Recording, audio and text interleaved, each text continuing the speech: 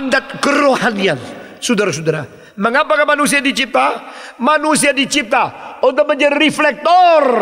Saudara-saudara, kalau matahari sudah terbenam, engkau melihat kenapa malam jadi gelap begini? Oh, tidak lama lagi bulan keluar dari jauh di situ. Bulan mulai naik.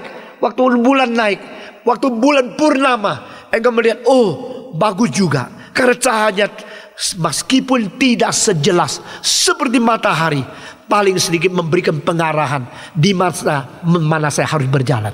Saudara-saudara, bulan yang pada cahaya paling sempurna bisa memancarkan 7% daripada cahaya matahari. Saudara-saudara, jadi matahari kalau pada waktu siang memancarkan cahaya yang besar sekali, malam bulan itu hanya memancarkan 7% paling banyak.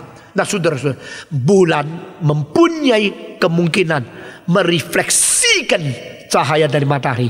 Demikian engkau dan saya. Mengapa saya dicipta? Mengapa engkau cipta? Kita dicipta oleh Tuhan untuk merefleksikan cahaya Tuhan, sehingga orang boleh melihat dari diri engkau ada Tuhan. Saudara-saudara, jika engkau betul-betul memancarkan cahaya, memancarkan kemuliaan, memancarkan sifat ilahi, orang lain akan melihat pasti ada Tuhan. Kalau tidak, tak mungkin orang ini memancarkan kemuliaan dari Tuhan di kepada kita. Nah, saudara-saudara, ini pemancaran apa? Saya tadi menyebut dua hal: kemuliaan dan kesucian. Semua 1, 2, 3. Kemuliaan dan kesucian Tuhan, sehingga manusia harus menjadi pemancar seperti mercusuar. Manusia harus menjadi reflektor yang boleh keluarkan cahaya dari Tuhan. Saudara-saudara sekalian, manusia memang dicipta untuk ini. Manusia dicipta untuk mewakili Tuhan, menyatakan Tuhan, merefleksikan Tuhan, sehingga kemuliaan Tuhan terlihat di dalam diri kita. Kemuliaan Tuhan terlihat di dalam diri kita. Kesucian Tuhan, kebajikan Tuhan, cinta kasih Tuhan terlihat melalui hidup kita. Maka Tuhan dipermuliakan. Yesus Kristus berkata, biarlah orang melihat kebajikanmu, dan Bapamu di surga akan dipermuliakan. Saudara-saudara, biarlah orang di dunia ini melihat engkau memancarkan cahaya. Pada waktu Yesus di dunia, dia berkata, aku adalah terang dunia. Dan Yesus berkata juga, kamu adalah terang dunia. Pada waktu Yesus berada di dunia, dia menjadi terang dari Tuhan.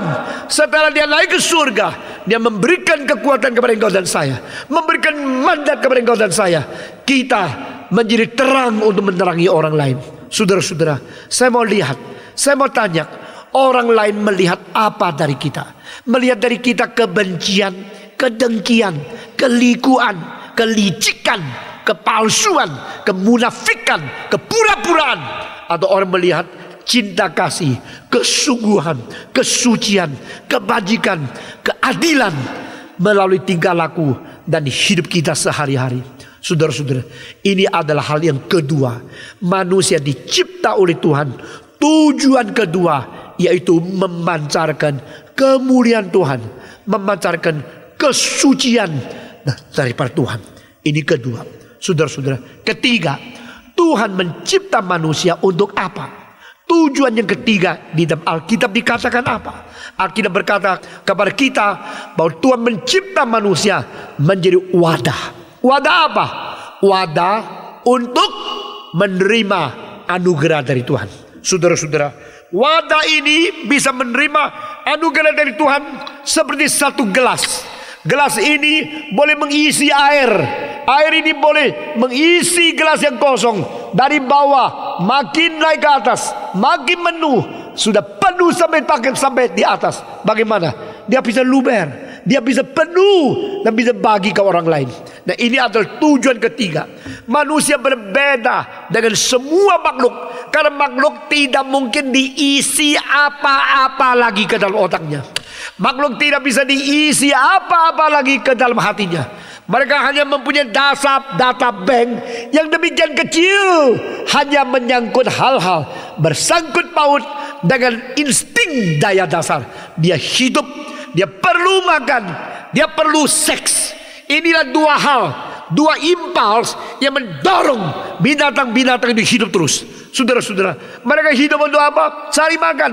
Cari makan untuk apa? Untuk hidup. Hidup untuk apa? Untuk cari makan. Cari makan apa? Untuk hidup. Hidup untuk apa? Untuk cari makan lagi. Itulah dorongannya, itulah putarannya, terus putar di situ. Saudara-saudara, engkau juga demikiankah? Engkau hidup untuk apa? Cari makan. Makan untuk apa? Supaya hidup. Hidup untuk apa? Boleh cari makan. Makan untuk apa? Cari hidup lagi. Kalau engkau demikian, engkau tidak berbeda dengan binatang. Saudara-saudara, seorang filosof 2380 tahun yang lalu di Tiongkok mengatakan,